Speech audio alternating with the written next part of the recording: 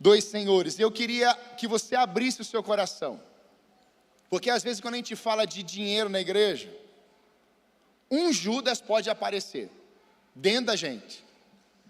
Foi falar de investir o melhor nardo na vida de Jesus que o Judas foi lá e ficou endemoniado, na hora. Então nós não vamos falar de dinheiro especificamente, nós vamos falar de princípios que Deus estabeleceu para nós. Por quê, pastor? Você viu ali 84%. Para quem não sabe o que está acontecendo ali, nós temos um alvo mensal. E só mostramos no penúltimo domingo o quanto está faltando para chegarmos a 100%. Algumas pessoas ainda não sabiam disso. E estamos no mês da colheita, amém? Eu te digo algo, Deus já derramou algo sobre nós, e eu não estou aqui falando para o futuro, estou falando que Ele já fez, que não é algo só que abundou a graça, mas superabundou a graça de Deus sobre nós esse mês. Você ainda não sabe, mas já aconteceu. Deus fez algo extraordinário sobre nós, e nos próximos domingos você vai ver. Diga um glória aí. Fala para o teu vizinho e fala assim, ó, Deus fez. Ele continua fazendo. Então isso é maravilhoso, porque eu não vou falar um assunto para você fazer. Eu vou trabalhar um assunto para que você não pare de fazer. Você está fazendo. E aquele que não estiver fazendo, pela palavra poderá praticar, porque é bíblico. Marcos capítulo 10, a partir do verso 17, vai dizer assim para nós. Eu estou na versão ARA, Almeida Revista Atualizada, diferente dos outros domingos. Mas se você tiver sem Bíblia, é só acompanhar aqui no telão. E pondo-se Jesus a caminho, correu um homem ao seu encontro e ajoelhando-se, perguntou-lhe, bom mestre, que farei para herdar a vida eterna? Para um pouquinho, olha aqui para mim. Deixe sua Bíblia aberta. Jesus está em movimento. Jesus não está parado. Há uma grande verdade em Cristo. E essa verdade veio para nós. Vão pelo caminho. Anunciem a minha palavra. Instruindo. E vocês vão batizar. Então Cristo, por fazer aquilo, Ele instrui as pessoas a fazerem por causa dEle. Que Ele era o modelo e é o modelo. Então Cristo não vai te pedir nada sem que antes Ele tenha feito primeiro. Então Cristo está em movimento, Ele está andando. E quando Ele está em movimento, uma pessoa vem, que é o jovem rico, e se joga, se prostra, se ajoelha diante dele. Essa é uma cena que tem que chocar a gente, e choca, porque você não vai ver isso assim repetidamente na Bíblia, mas você vê esse jovem fazendo isso, você vê Maria fazendo isso algumas vezes, você percebe que quando uma pessoa se ajoelha diante da outra, ela está reverenciando, ela está honrando, ela está dizendo assim, olha, eu te adoro, de certa forma, ela está dizendo isso. E é diante desse cenário que Cristo em movimento, alguém chega para pedir algo, para falar algo a Cristo. Ele não só chegou para se ajoelhar ali. E ele vai declarar, bom mestre. Essa palavra bom, no contexto judaico, ela só deveria ser usada, ou ela é usada, quando alguém termina uma obra. Construiu uma cadeira, montou uma mesa, fez uma parede, construiu uma casa. Quando ela acaba, alguém diz assim, ficou muito bom, está concluído. E não era aconselhável dizer muito bom, por quê? Porque Cristo ainda não tinha concluído a sua obra. Ele ainda estava em movimento, amém? Ele ainda estava trabalhando, fazendo, executando. Então, diante desse tempo, Cristo vai dizer, bom só a um, meu Pai. Porque Cristo ainda tinha que chegar na cruz. Vamos dar sequência. Respondeu-lhe Jesus, por que me chamas bom? Ninguém é bom senão um, que é Deus. Sabes os mandamentos, não matarás, não adulterarás, não furtarás, não dirás falso testemunho, não defraudarás ninguém, honra teu pai e a tua mãe. Então ele respondeu: mestre, tudo isso tenho observado desde a minha juventude.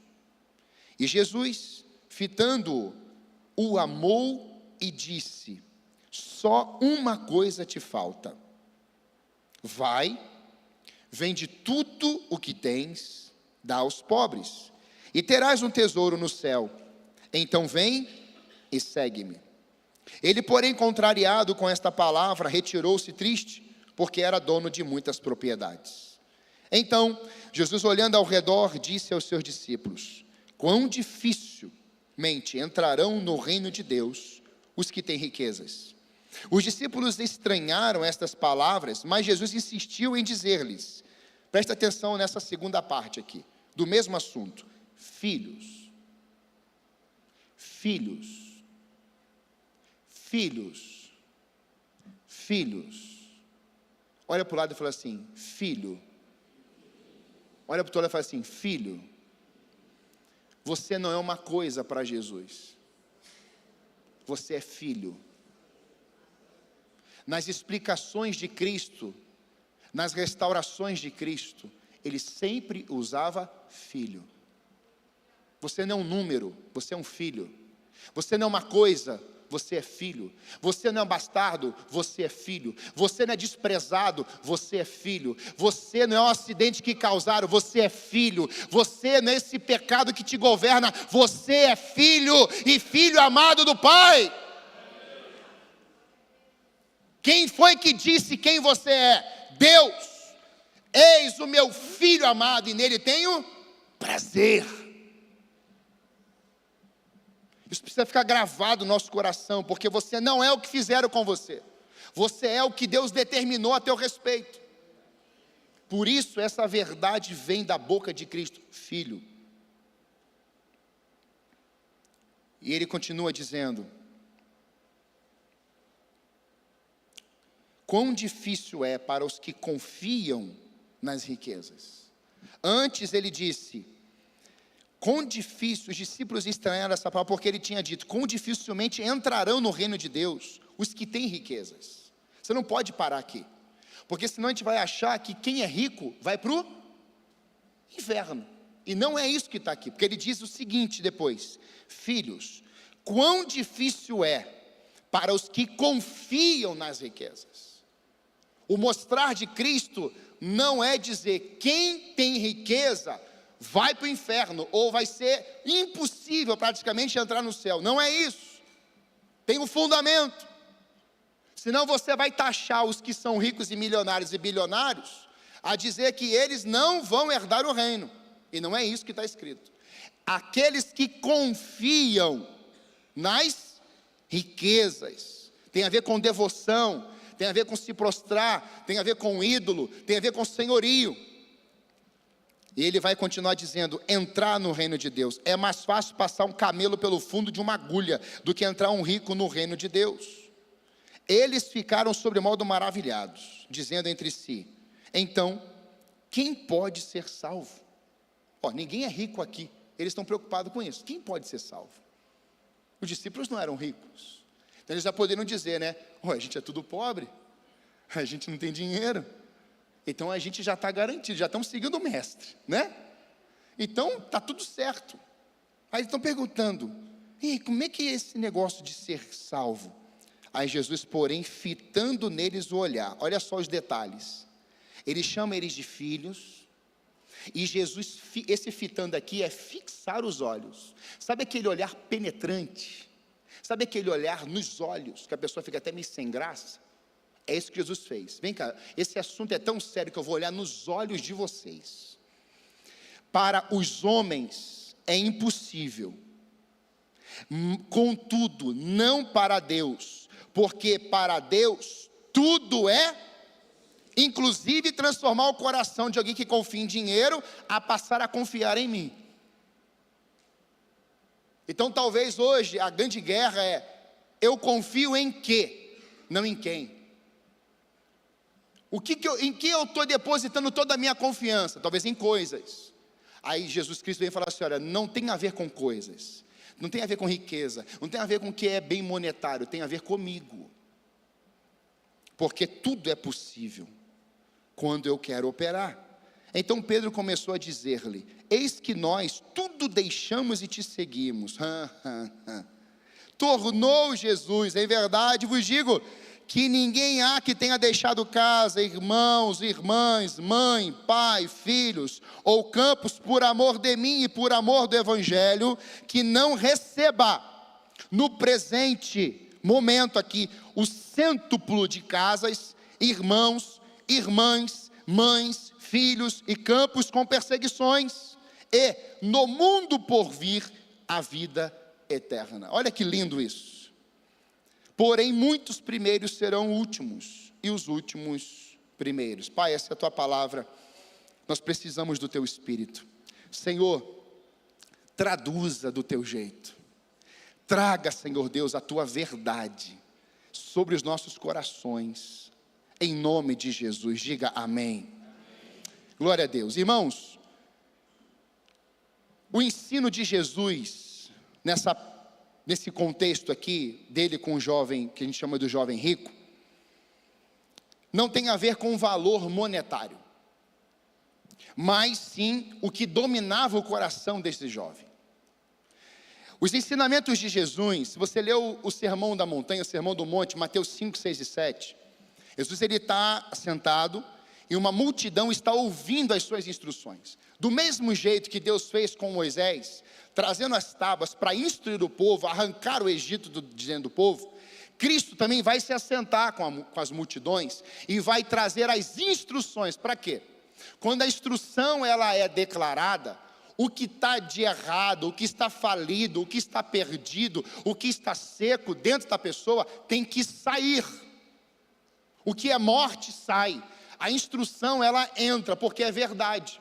Então João 8 vai dizer: conhecereis a palavra, e a verdade vai libertar você. Então, todas as vezes que Jesus queria trazer fundamentos, ele sentava, e a multidão se assim, igual está aqui, ó, só que eu estou em pé. Talvez Jesus ficasse em pé em alguns momentos, mas o costume é todo mundo como a ceia, a mesa, todo mundo praticamente sentado no chão, e a mesa devia ter 2 palmos do chão, no máximo isso, era bem perto, 50 centímetros talvez. Então eles não ficavam sentados em cadeira igual a gente faz hoje não, era tudo lá no chão, sentadinhos, muito próximos. E quando a gente olha para isso, a gente entende que o desejo de Cristo, com as suas instruções, é fazer com que você não fique preso ao que disseram com você. É fazer com que o povo dele cresça, como lá em 1 João, nas suas cartas, mostrando que, filhinhos, depois ele vai, jovens são fortes, depois ele vai, adultos, depois ele vai para os pais. Ou seja, o interesse de Deus, de Cristo em instruir o povo, não era que eles não permanecessem na ignorância. Qualquer vento de doutrina viesse o quê? Tirá-los da verdade. E ele fala isso, o apóstolo Paulo deixa isso muito claro também. Por quê? Porque quando você agarra uma instrução, você vive pela instrução. Quando você agarra o mandamento de Deus, você vive por isso. Então qualquer pessoa que chegar para você e querer mexer na tua fé, e aí nós temos o apologeta, né, que é aquele que vai defender a fé, aquele que vai desenvolver o ensino defendendo, e por isso tem os debates hoje, muitas vezes. Por quê? Porque você teve uma fundamentação bíblica e você defende aquilo. Então diante desse tempo, Cristo estava colocando verdade nos corações, arrancando o velho, arrancando o que é carne, arrancando o que era impureza. E é tão rico, irmãos, a gente lê, que em alguns momentos você lê um texto desse, você fala assim: meu Deus, olha as respostas dos discípulos, de sobremodo maravilhados, dizendo entre si o que ele ensinava. Então isso aqui para nós é muito importante, porque a discussão aqui, ou o ensino, não era colocar na cabeça deles simplesmente um conteúdo, mas era fazer com que eles entendessem em quem eles precisariam confiar. E eu quero dizer isso para a igreja nessa manhã. nós como povo de Deus precisamos confiar no Senhor. Você trabalha, você vende, você viaja, você faz tudo isso, mas sua visão primária precisa ser: eu preciso confiar no Deus da minha salvação. Amém, irmãos? Isso precisa ser um mandamento, precisa ser um decreto em mim. O governo, o sistema, as nações, tudo pode mudar, pode ficar tudo de cabeça para baixo, mas os nossos olhos, a nossa visão precisa estar plena e fixada nele. Olha o que o texto nos mostra: e fitando os olhos nos discípulos. A Bíblia mostra para nós que os olhos do Senhor estão sobre toda a terra, sobre os maus e os bons. Deus está vendo, Ele sabe. Então, diante disso, nessa introdução, entenda o seguinte: o dinheiro é o ídolo que tem o maior número de adoradores do mundo. Diga assim comigo: o dinheiro é o ídolo que tem o maior número de adoradores no mundo. E por que muitas vezes nós falamos isso dos outros, mas não percebemos o que estamos fazendo e como estamos agindo diante desse assunto?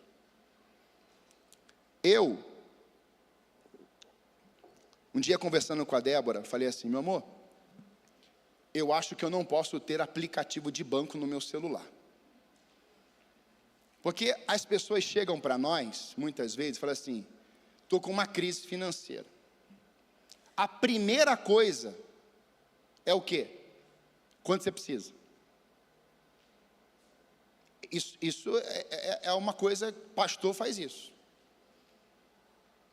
É desesperador, tem hora. Você não pode, você não consegue. E aí hoje, a gente entrou nesse acordo, porque senão daqui a pouco eu tenho que vender as coisas.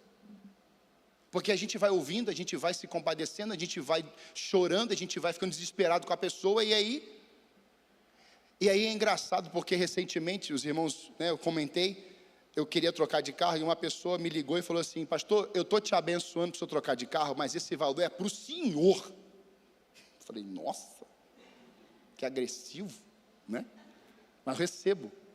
Porque às vezes a gente começa a dizer assim: nossa, veio esse valor, agora, eu vou, aí os irmãos até passam ali brincando, eu sei, é tudo família, glória a Deus, irmãos, é família, amém?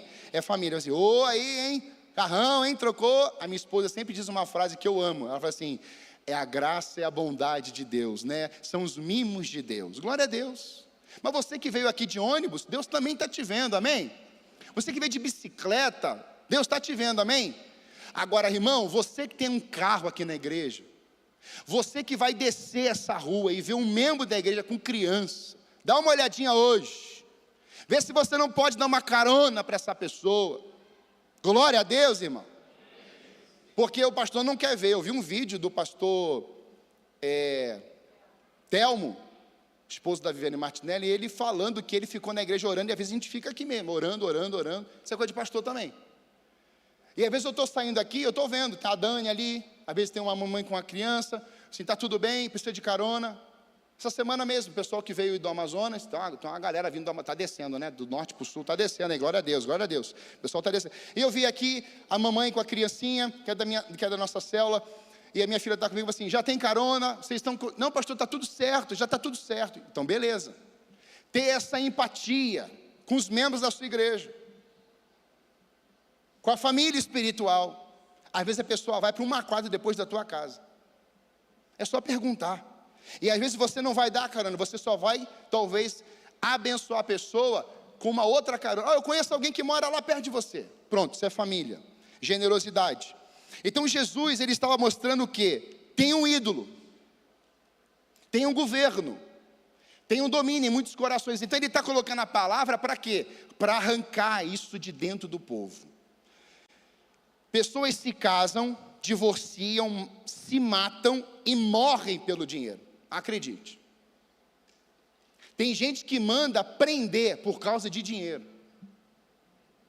São inúmeros os casos que a gente começa a perceber na internet, que a pessoa ficou presa 5, 10, às vezes 15 anos, e era uma injustiça. Quando você ia ver, tinha dinheiro no negócio. É uma coisa impressionante.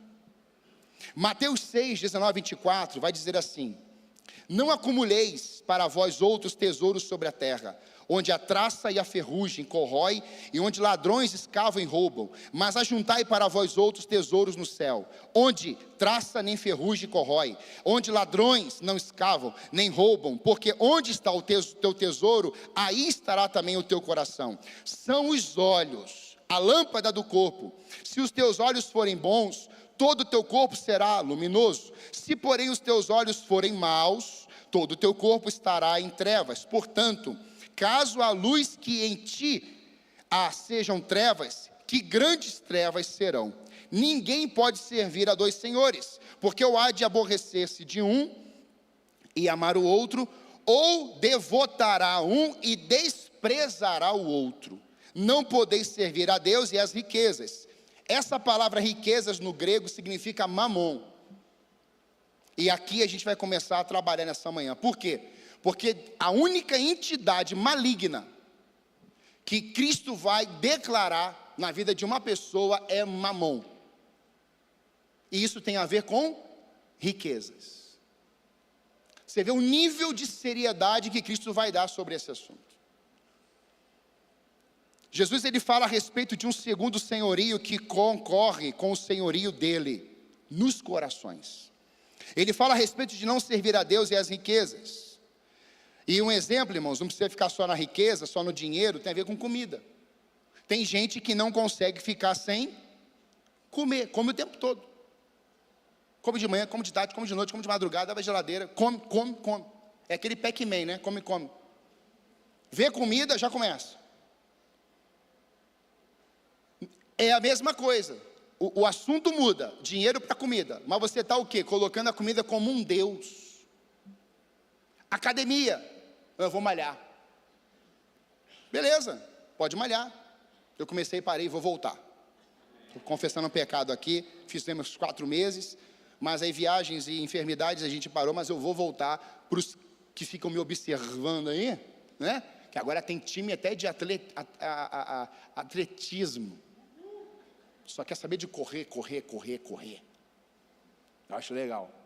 Eles correndo e eu também. Só olhando eles correndo. Mas às vezes, irmãos, nós estamos nessa frenesi. É corpo. Aí o cara fica lá na academia 2 horas.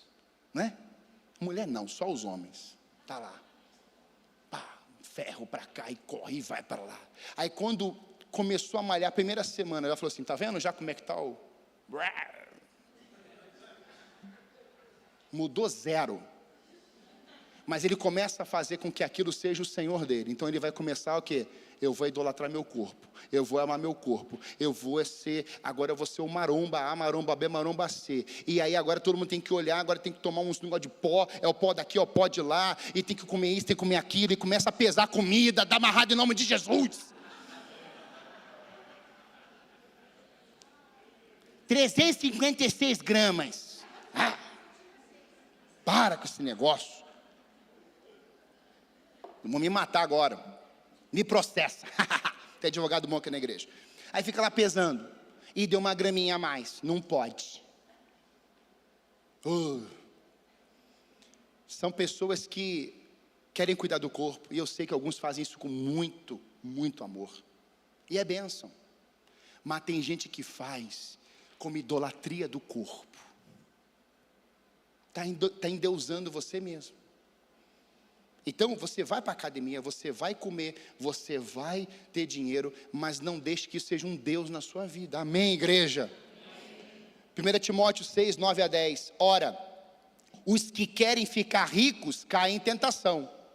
Olha isso aqui, irmãos. É o discípulo de Paulo, irmãos. E cilada. Os que querem ficar ricos caem em tentação e cilada, e em muitas concupiscências insensatas, perniciosas, as quais afogam os homens na ruína e perdição. Engraçado que ele usa homens aqui, né? Porque o amor ao dinheiro é a raiz de todos os males, e alguns nessa cobiça se desviaram da fé. A cobiça tem a ver com dinheiro aqui. e a si mesmos se atormentaram com muitas dores. Olha as consequências para quem está desejoso de ser rico, buscando a riqueza como Deus. Presta atenção nisso. Não é riqueza para você ser próspero e abençoar sua família e quem está ao teu redor, não. É riqueza envolvendo ídolo, dinheiro, governo e domínio sobre você. A gente já fala isso daqui a pouquinho aqui. É confiar no dinheiro, é confiar na riqueza, é confiar nos recursos. Olha as consequências.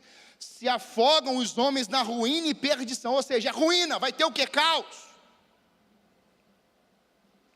Tem gente que está idolatrando tanto dinheiro, que não quer mais saber dele, é só do dinheiro. Não se cuida, não vai ao médico, aí com 49 anos tem um infarto e morre ali. Mas se tiver 1 milhão na conta é pouco, tem que ter 2. E aí, um parênteses, né? Entra os abençoados da linha coach e diz para você: eu te ensino de 1 a fazer 2. Custe o que custar, doa quem doer, você pode. E você vai. Porque você é bom, porque tem potencial, porque tem grandeza, porque você tem objetividade, e vai, e vai, e vai, e vai. Ele só não fala das consequências, dos históricos, que casamentos acabaram, que filhos se perderam, que a droga entrou, que o infarto chegou. Isso eles não falam. E tem que falar. Por isso que eu estou falando, que eu sou pregador, não sou coach. Nada contra os coaches, mas eu sou pregador. E é por isso, irmãos, que a gente está vendo hoje uma geração doente. E aí vem parar onde? Na igreja. Vou mandar lá para o coach lá. A igreja hoje tem recebido, e não são poucas pessoas, tem gente que nem é membro da igreja, pedindo atendimento, pensando que eu sou um terapeuta. Eu não sou terapeuta, eu não sou psicólogo, eu sou um pastor de gente, e de vez em quando Deus me usa no profético, de vez em quando Ele me usa no profético. A igreja não pode entrar nessa visão de que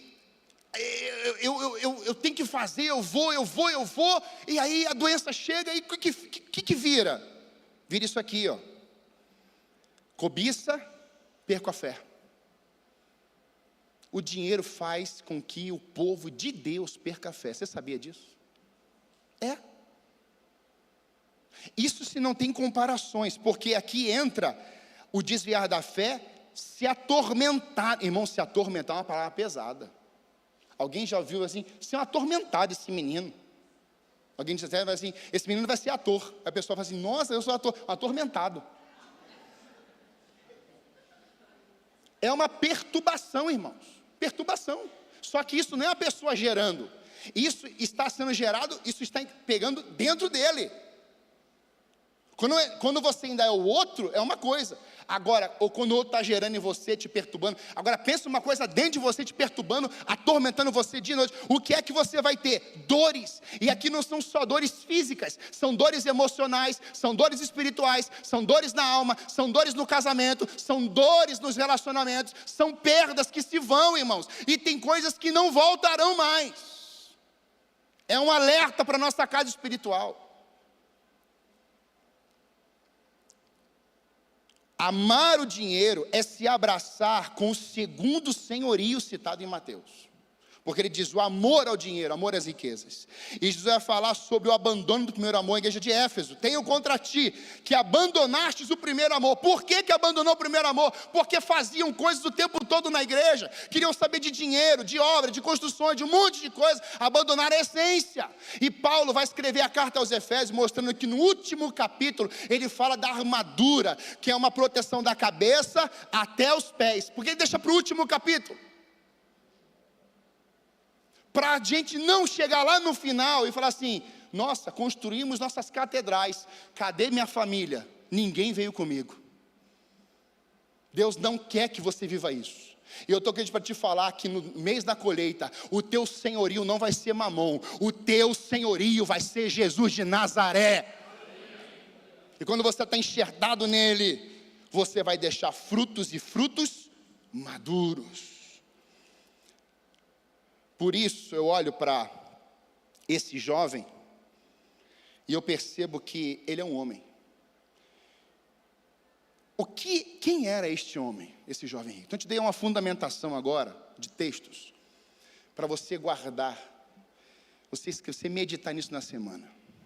O perigo, aonde o dinheiro pode levar o povo. E, irmãos, eu tenho inúmeras histórias aqui, até a minha, de quebra de empresa. E certamente aqui nós temos vários testemunhos sobre isso. Mas, esse homem, em primeiro lugar, ele era um jovem rico, porém insatisfeito. Fala assim comigo: jovem rico, mas insatisfeito. Você pensa agora comigo, o Vinícius Júnior hoje. Vamos botar o Messi, Cristiano Ronaldo. Você pensa esses caras bilionários, nem são mais são bilionários. Você imagina esses caras insatisfeitos? Você tem noção? Esse jovem é rico, e não era pouco, porém insatisfeito. Um jovem rico, proeminente e muito virtuoso, mas também era jovem com sede de salvação. Ele queria saber o caminho da salvação, e ninguém melhor que Jesus para ajudar esse jovem. Então presta atenção, ele está em movimento, Cristo está andando, Cristo está realizando a sua obra, e aí esse jovem se joga na frente dele. Ei, igreja, nós estamos em movimento. Isso é a missão apostólica, a igreja em movimento. A missão apostólica hoje é uma igreja que não está parada, é uma igreja que sai daqui, a gente estava lá na sede, Deus nos movimentou para as Mercês, Deus nos movimentou para dentro de Santa, aí Deus começou a movimentar você que chegou, você que está lá, você que começou a aparecer, você que montou uma célula, pessoas começaram a chegar, ou seja, a igreja está em movimento. Por quê? Porque há pessoas, e não são poucas, inúmeras pessoas cegas, endividadas, traumatizadas, pessoas que estão vendo seus males, suas dores, e aí porque você está em movimento, alguém vai chegar perto de você, e talvez ela não se ajoelhe literalmente, mas ela diz: socorro, eu preciso de ajuda. E é isso que Cristo estava fazendo. Aí Jesus responde assim: eu sou o caminho, a verdade e a vida, ninguém ao Pai vem por mim. Quem perguntou isso? Quem falou isso? Tomé. O Tomé diz assim: mas Senhor, para onde é que a gente vai? Como é que saberemos o caminho? Há uma pergunta de um discípulo. E ele fala assim: ó, eu sou o caminho, você tem que andar em mim, eu sou a verdade e eu sou a vida. Então não critique Tomé, porque foi por causa de Tomé que essa frase chegou para nós. Tomé foi um homem que, ao questionar e a perguntar, com a pergunta honesta, não desonesta, ele diz assim: como saberemos? Aí Cristo responde: eu sou o caminho, a verdade e a vida. Irmãos, nós sabemos que Cristo é o caminho, nós sabemos que Ele é a verdade, nós sabemos que Ele é a vida, mas nós estamos às vezes caminhando, irmãos, em rotas de colisão. Ele foi a Jesus com pressa. Este homem foi amado por Jesus. E aí sabe o que é o detalhe aqui? É que Jesus vê o conflito dentro dele. Quem aqui já experimentou conversar com alguém e a pessoa está falando, você já está vendo já, não só ouvindo, mas vendo um conflito dentro da pessoa? Quem já experimentou isso aqui? Fala assim, viu? É assim, Jesus viu isso. Jesus, ele percebeu que esse jovem, ele estava desesperado, insatisfeito e vazio. Mas sabe o que o texto diz? Cristo o amou. Tem gente que faz coisas com questões financeiras e nós criticamos. Comprou uma Mercedes, comprou uma BM, comprou uma casa de 2, 3 milhões. Para que isso? Que ignorância. Tem gente passando fome. Cuidado com essa síndrome. Isso tem nome: inveja. E a inveja vai, sabe o que fazer com os teus ossos? Enfraquecer e deixar com dores. Se essa pessoa comprou e ele é seu amigo, cara, que legal. Eu sabia que a tua hora ia chegar, cara. Mas vem cá, tu dá para colocar a mão na minha cabeça e orar por mim agora? É assim, irmãos. Irmãos, eu fui pregar em Birigui, São Paulo, ano passado. A gente vai agora de novo em novembro, aí a Débora. E o pastor falou assim, um carrinho, Calhambeque Bibi, com a caixinha de som, e ele anunciando Jesus na cidade. Eu entrei no carro e falei assim, pastor, o senhor é um homem, o senhor é um homem de Deus. Ele falou assim, mas sabe, esse carro me leva para tudo que é lugar. Quando eu desci do carro, eu falei assim, pastor, esse ano, Deus vai te dar um carro zero. Aí ele olhou para mim e falou assim, só queria daquele pastor assim que, sabe quando tem o DNA nosso? Tu sabe isso, né? Gilberto? Aí, eu recebo meu filho, ele é um senhorzinho de idade. Eu falei assim, eu tomo posse disso, ora aqui por mim já. E oramos dentro do carro. 8 meses se passaram, 8 meses. Ele me manda a foto. Deus cumpriu. Um carro zero chegou para ele lá, zero, irmãos, zero. Mas não tem a ver com a minha palavra não, irmãos. É que eu, no meu coração, quero que ele prospere. Isso que eu quero para a igreja toda. Eu quero para todos, que todos prosperem.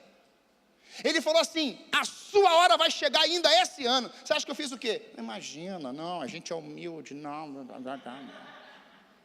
Eu falei assim, do jeito que aconteceu na vida do Senhor, eu também tomo posse na minha vida. Deus me deu. Você está entendendo?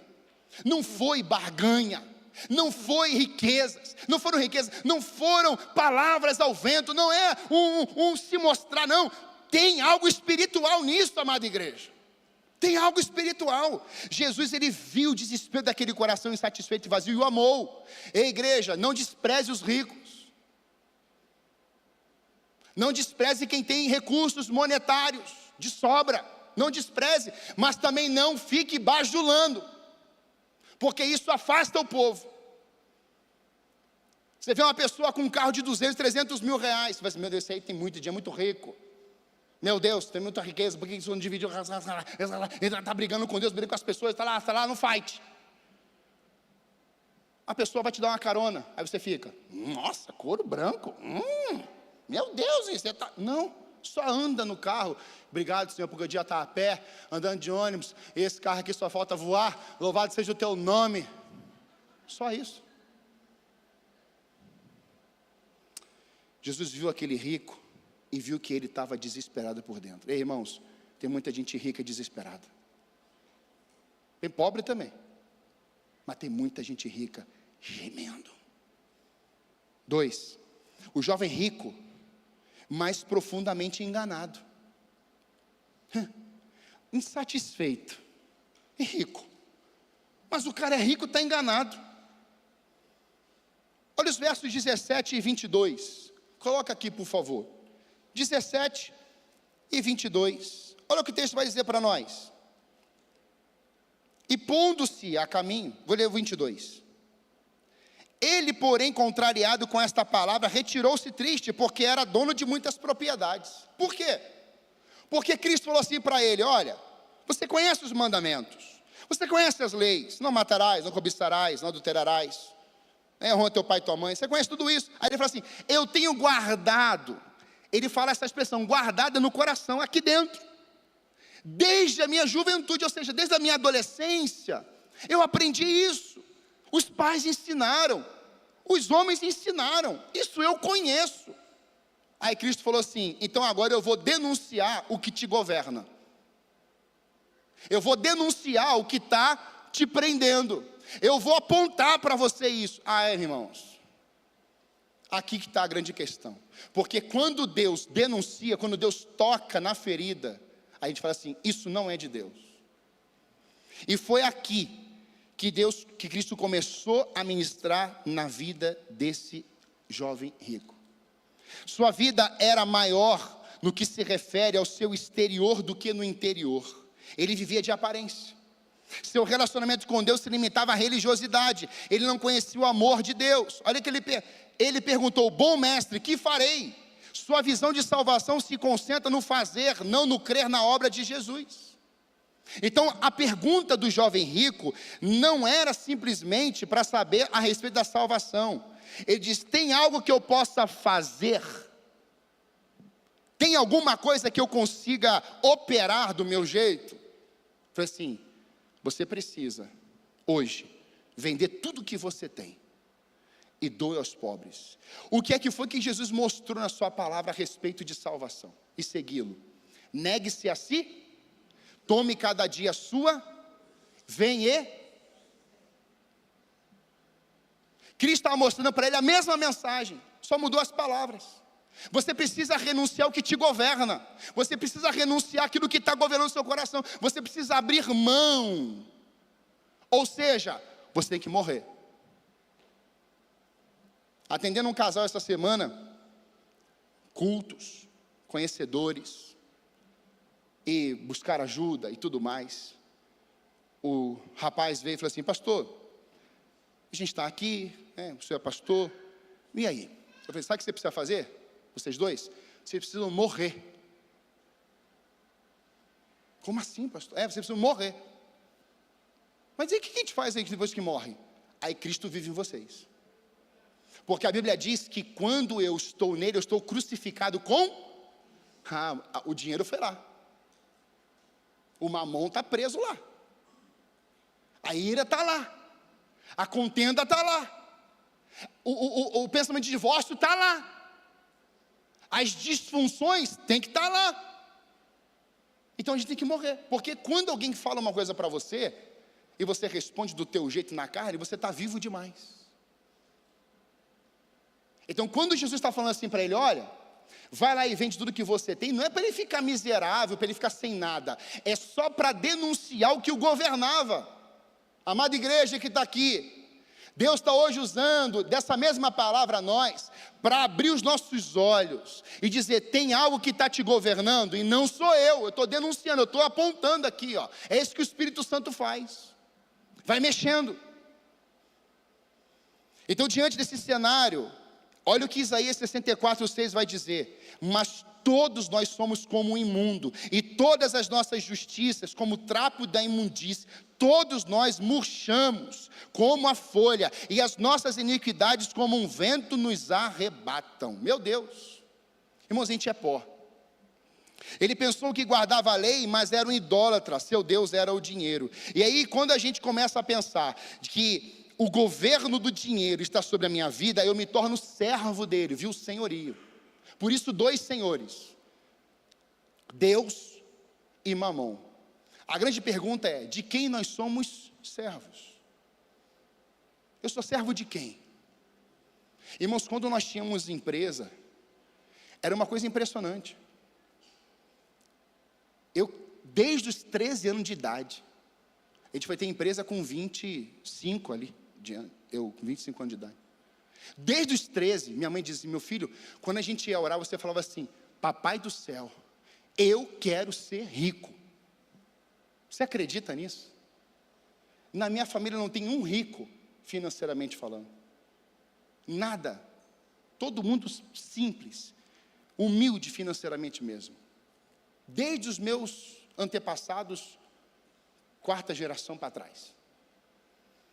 Aí eu falei, como assim, mãe? Você orava, filho? Quando isso veio, eu já tinha quebrado a empresa, eu falei assim, eu vou ter empresa com a Débora, a gente vai ficar rico, e isso estava aqui no meu coração. Dela não, ela nunca pensou isso, mas no meu estava. Foram 3 anos e meio só, irmãos. Quebrou tudo. Sobrou nada. Mas sobrou a gente.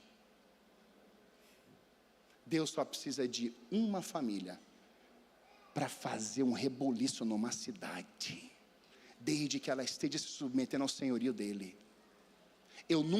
Nós nunca fomos tão abençoados em todos esses anos que nós pastoreamos. E tem luta. Tem hora que a conta não fecha. Mas Deus nunca nos deixou. Por isso, quando Jesus fala, falta-te somente uma coisa.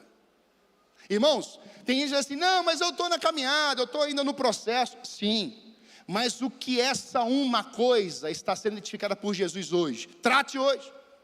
Talvez não tenha nada a ver com dinheiro, nada com comida, nada. Tem alguma coisa aí, falta-te uma. Se é uma coisa, você tem que declarar pela fé o que Davi disse. Uma coisa pedi ao Senhor e a buscarei, que eu nunca saia da tua presença. Por quê? Porque teu coração está aberto, está escancarado, ele está totalmente rasgado, ele está completamente disponível a Deus mexer e continuar mexendo. Isso envolve o quê? Um sondar do Espírito em nós, amada igreja. É por isso que Cristo disse: olha, falta-te uma coisa, vai lá e vende tudo. Era só isso. Era só isso. O que é que está faltando para nós como igreja? Ontem a gente estava aqui no treinamento de evangelismo com o Vitor. Menino bom, uma benção esse menino. Não é menino, já é homem. Eu nem sei se ele está aí. Ele está aí? Está ali, ele está ali. Eu estava ouvindo ele falar, e daqui a pouco ele começa a falar dos perdidos, e ele chora. Eu falei assim, já tem link, já, a gente está no mesmo barco. Porque não quer trazer conhecimento, sabe? Porque eu estive em 24 nações, e eu não sei o que, e eu não sei o que, não, ele está falando o seguinte, ó, tem gente que não ouviu, a gente precisa evangelizar, você tem que ser Jesus ali, Jesus aqui, ou seja, é uma visão de Deus para ele também, mas é para nós. Aonde estamos? O que fazemos? Precisamos entender que deixamos ali algo. O que é que está faltando para nós hoje quando a gente chega numa panificadora? A gente compra tudo, só não deixa um recado. A gente vai no mercado, a gente pede tudo, a gente compra tudo, mas a gente não consegue semear, nem na vida do caixa.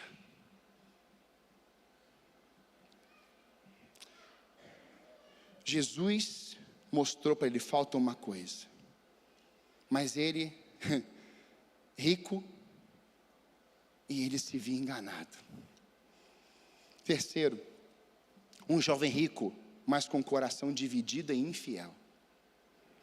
Esse jovem é rico, mas seu coração é dividido e infiel. Quando se confia nas riquezas, o homem se sente impedido de confiar em Deus. Mateus 6, 24.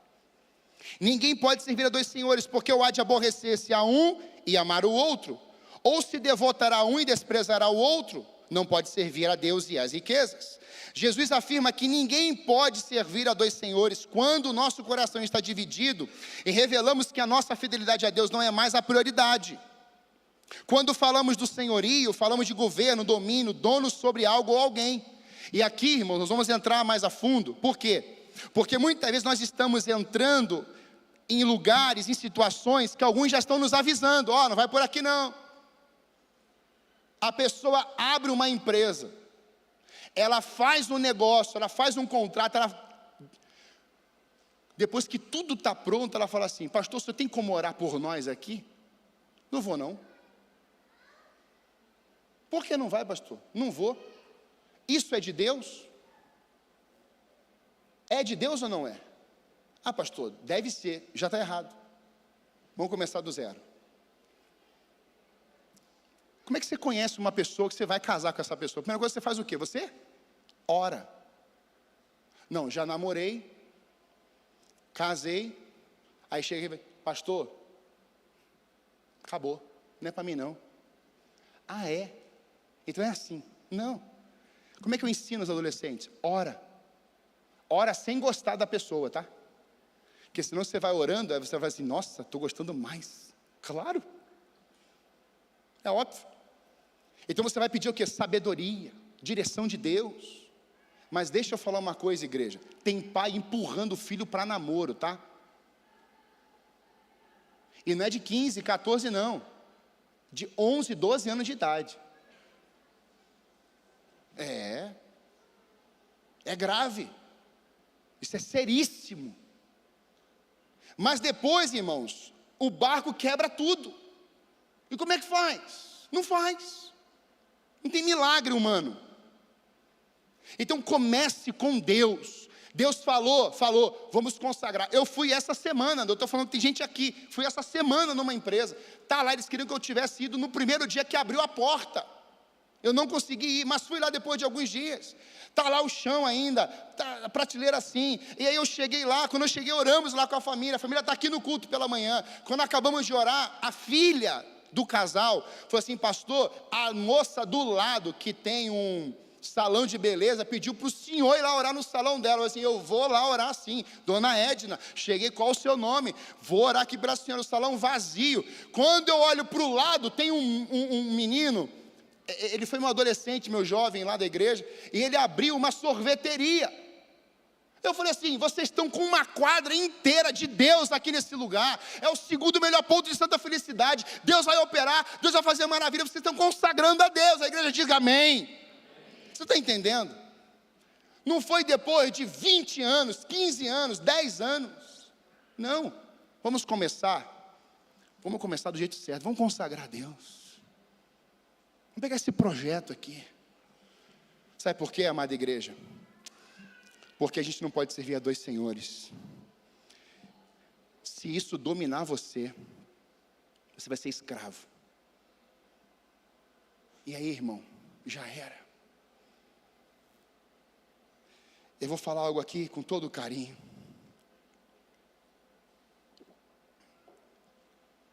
Alguns anos atrás, a igreja Alameda estava em obra. Logo no começo. Uma pessoa chegou para o meu pai e falou assim, não vai conseguir terminar. Naquele tempo, isso tem uns 15, 18 anos. Presta atenção que eu vou te falar. Esse camarada, ele tinha por baixo, mais de 1 milhão naquele tempo na conta, na poupança, por baixo. Você conhece meu pai? Meu pai olhou para ele e falou assim, meu amado, a gente vai concluir sim. Pode ficar em paz. Cortou o dízimo. A pessoa cortou o dízimo. A igreja começou a obra. Passa um tempo, depois de 1 ano e meio, o tesoureiro da igreja fala assim, pastor, tem que parar a obra. O pai falou assim, não vai parar coisa nenhuma. Deus é que vai derramar provisão sobre esse lugar aqui. A igreja é fiel. Ele, pastor, tem que parar a obra. E ficou bicudo com meu pai. Não vai parar a obra. A igreja continuou. 1 mês depois desse tesoureiro falar isso, um irmão doou 50 mil reais para a igreja. Naquele tempo era, meu irmão, 50 mil reais hoje é dinheiro, não é? Imagina 15 anos atrás. Conclui, tá, beleza. Todo mundo fora, tá? Com a cabeça assim, só dinheiro. Vamos inaugurar o templo.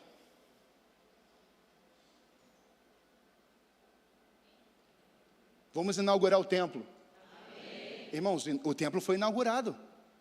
Glória a Deus. Aí aquelas pessoas, né? Você fala assim, o que você fala agora para essas pessoas?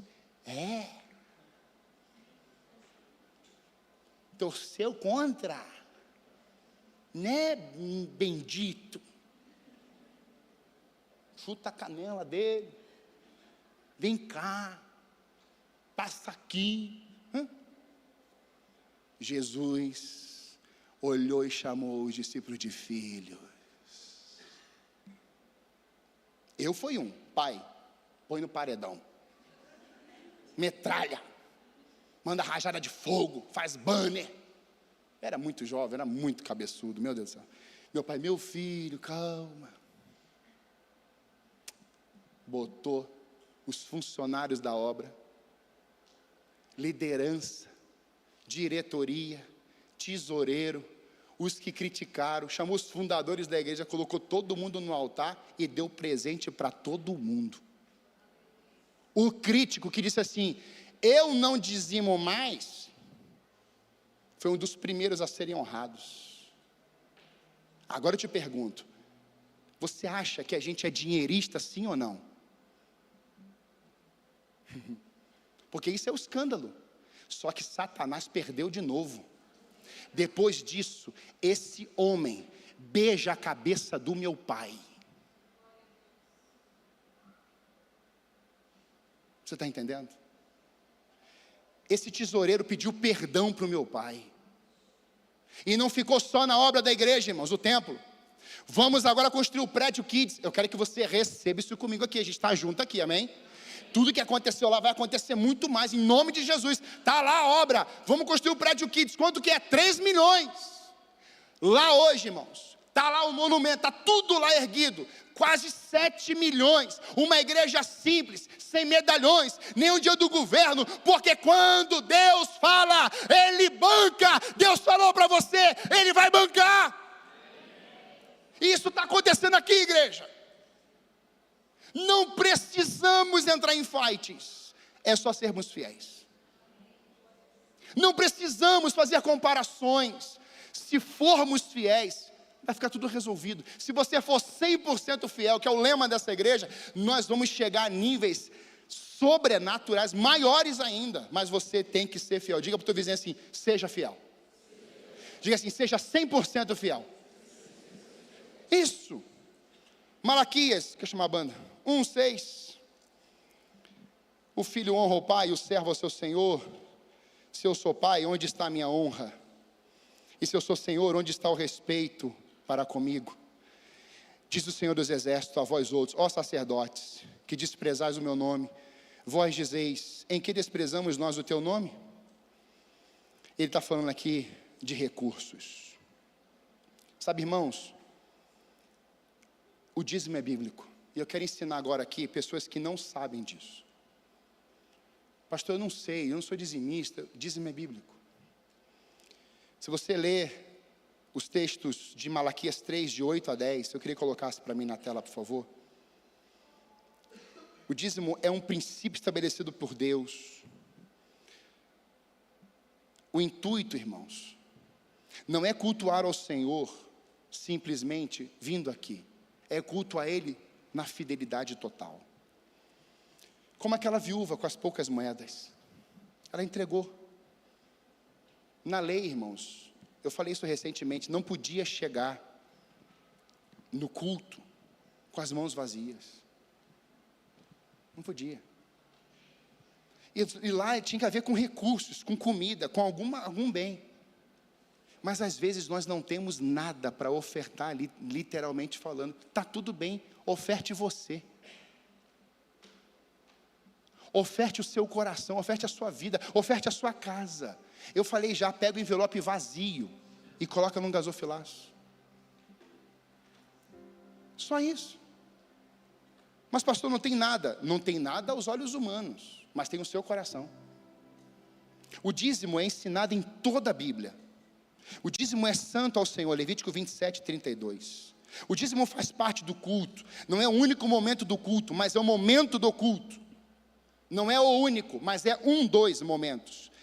Olha Deuteronômio 12:6. E levar holocaustos e sacrifícios, dízimos e dádivas especiais, o que em voto tiveram prometido, as suas ofertas voluntárias e a primeira cria de todos os rebanhos.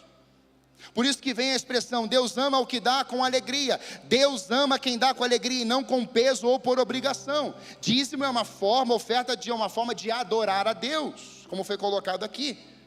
O dízimo é para amparo e sustento da casa de Deus.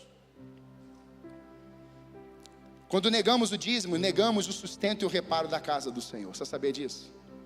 Eu nego o dízimo. Você está negando a igreja ser provedora para muitas coisas.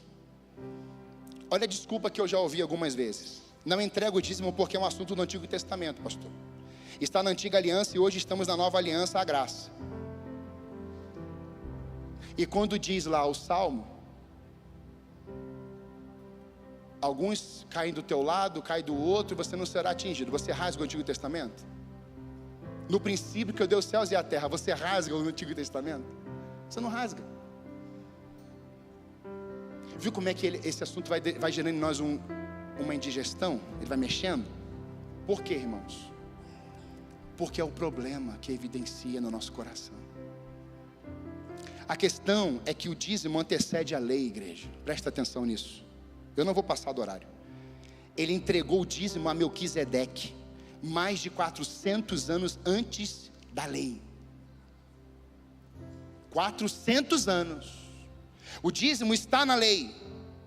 E o dízimo também está nos evangelhos. Mateus 23, 23. Ai de vós, escribas e fariseus hipócritas, porque dais o dízimo da hortelã, do endro e do cominho, e tendes negligenciado os preceitos mais importantes da lei, justiça, misericórdia e a fé. Devias, porém, fazer estas coisas sem omitir aquelas. Quando ele fala assim, sem omitir aquelas, ele está englobando tudo. Vocês fazem uma parte, mas negligenciam a outra. Não, entreguem tudo, é isso aqui, é tudo.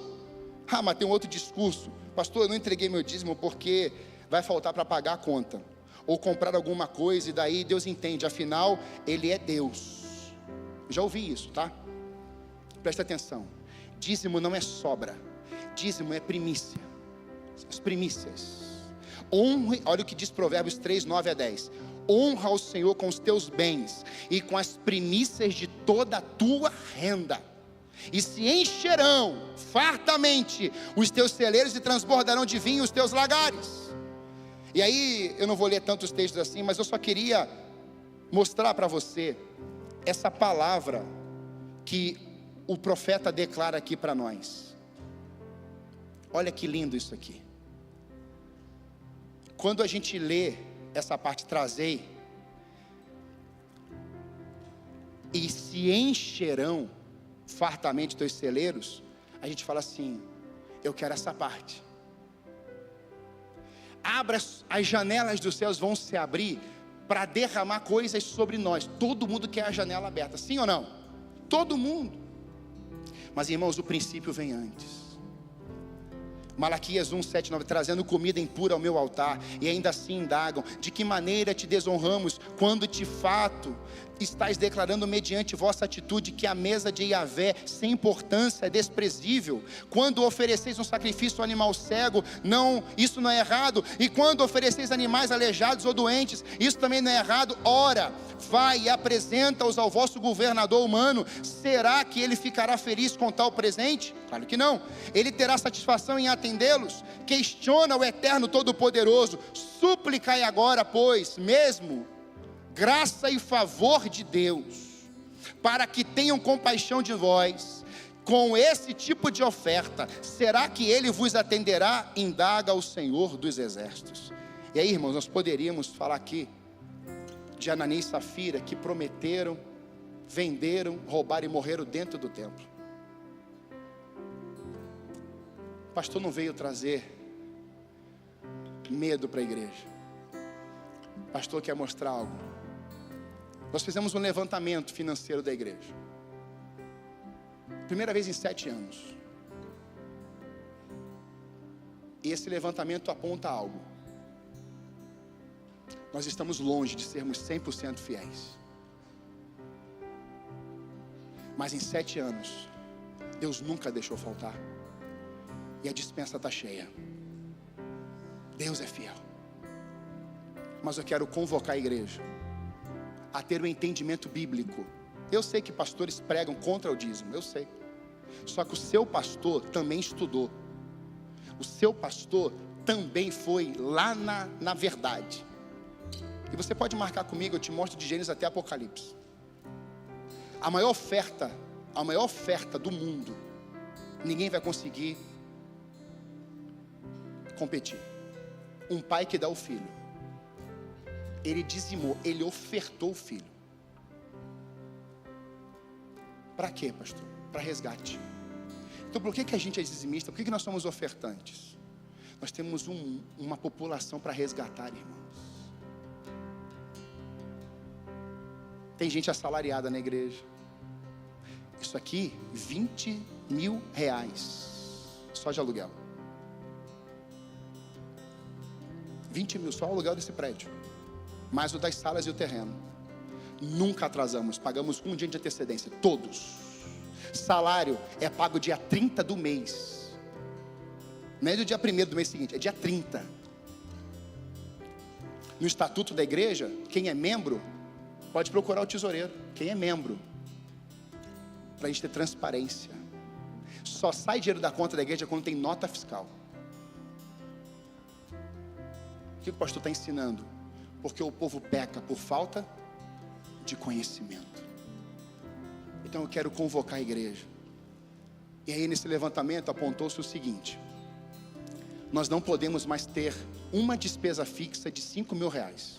Não podemos. Senão a gente vai ter que começar a usar reserva. E a nossa reserva é para aquele grande projeto que Deus vai nos dar. Amém, igreja? Eu tenho grandes sonhos para essa casa. Mas se nós formos... Então o pastor não pode hoje. Ah, pastor, temos que alugar uma casa de 5.000. Não podemos. Claro que se Deus mandar, a gente vai fazer. Eu sou obediente. Eu tenho fé. Mas se Deus falar assim, meu filho, ensina primeiro a igreja. A igreja vai vir junto. Amém? E porque ela vem junto, nós chegaremos juntos do outro lado. Sabe qual é a primeira ação de saída de um lugar para outro, nesse capítulo 10? Eles saíram e atravessaram o Jordão. Nós temos que passar o Jordão, irmãos. Tem coisas novas para a gente do outro lado. Eu queria te perguntar nessa manhã, fique em pé no seu lugar, por favor. Eu não vou nem perguntar. Eu queria, você é 100% fiel na sua casa, com seus bens, no seu casamento, fiel em tudo. Você é fiel em tudo? Ah, pastor, eu quero convocar a igreja para vir para esse altar hoje, porque eu creio nessa profecia aqui. Aquele que faz, Deus vai encher. Isso é bíblico. As janelas vão se abrir. Mas tenha como princípio básico dizer: Deus, eu te apresento a minha vida, e eu te apresento também a minha casa, e também o meu culto, também minha adoração, mas também as minhas ofertas, o meu dízimo. Eu queria te convocar, você vir aqui para frente e se ofertar a Deus. Eu quero me ofertar a Deus. É você. Deus trabalhou o coração do jovem rico. Ele vai embora com aquela oportunidade. Naquela oportunidade, ele desprezou a oportunidade. Ele conheceu a verdade, ele conversou com a verdade, mas ele não guardou a verdade. Você está indo embora daqui a pouco. Eu oro para que o maligno não roube essa semente do seu coração. Porque a última coisa que o pastor quer fazer aqui é falar de dinheiro. Mas Jesus lidou com dinheiro.